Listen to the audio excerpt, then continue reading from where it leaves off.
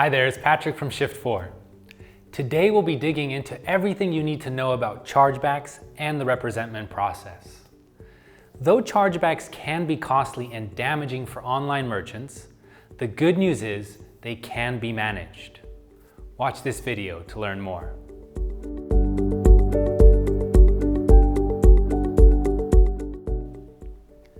Let's start with chargebacks.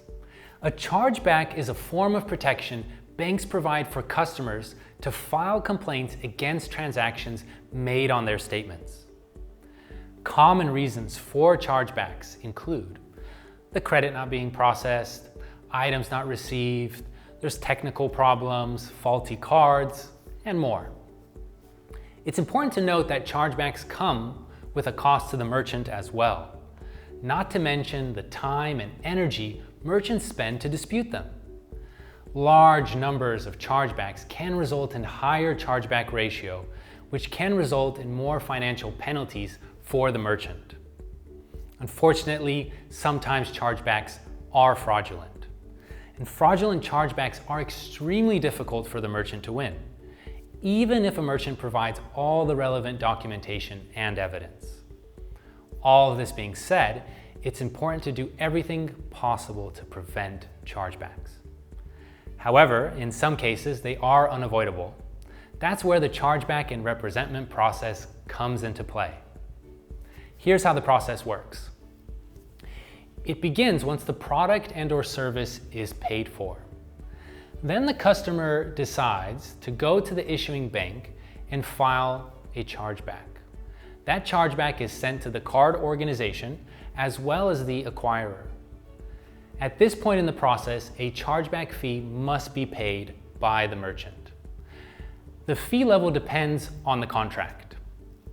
Once the chargeback is sent, the merchant, with the help of the payment gateway, Shift4 in this example, sends the acquirer all relevant documents, receipts, shipping proofs, logs, signatures, etc.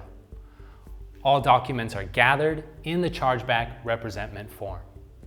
Once the form is submitted to the acquirer, it is sent off to the issuer for final judgment. What if the merchant wins and the customer is unsatisfied though? Well, if the merchant provides sufficient documentation and wins the final judgment about the chargeback, the customer can still decide to file for pre-arbitration. Unfortunately, this results in an additional cost for the merchant. And again, its value depends on the contract details and the card network conditions. Nevertheless, pre-arbitration is not the last resort. If the decision is still unsatisfactory for any of the parties involved, including the merchant, they can file for final arbitration. As with pre-arbitration, this stage results in an even higher penalty for the loser, so the merchant must be willing to take this risk. Now that you have an understanding of what chargebacks are and how the representment process works, let's talk about retrieval requests, also known as soft chargebacks. They can occur when the customer simply doesn't remember the transaction, or if the transaction was completed by a family member who used the card data without informing the card holder. In either of these scenarios, the customer might have spotted an unknown charge on their account, and instead of disputing a charge at once, they request information about the transaction. Responding to a retrieval request quickly is a great way for merchants to prevent chargebacks. And with Shift4, responding to these requests is simple because we provide all the relevant forms needed. Now let's talk about double refunds. These are bad for merchants because they require them to pay twice. Here's an example. A customer makes a purchase on a merchant's website.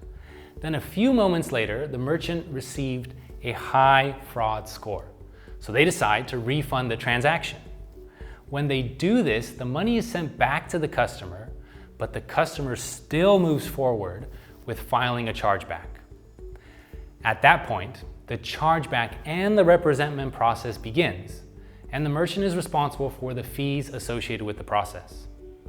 Luckily, since these transactions are typically fraudulent, the merchant wins in most cases. But it's important to note that chargeback still counts towards the chargeback ratio, and the time and the money associated with the chargeback and the representment process still apply. So how can merchants fight chargebacks? Although eliminating chargebacks completely is impossible, there are several ways to reduce them. Besides providing customers with a clear and concise product description, shipping details, and refund policy, it's important that merchants make their websites secure. Shift 4, authorization and capture, is a great first step. Additionally, 3D Secure is a great way to shift the liability from the acquirer to the issuing bank. The issuer then needs to cover costs, take the risk, and the responsibility. That's it for today. Thanks for joining us to discuss chargebacks. To learn more about this topic and explore our various anti-fraud and security tools, visit our website or contact us with questions.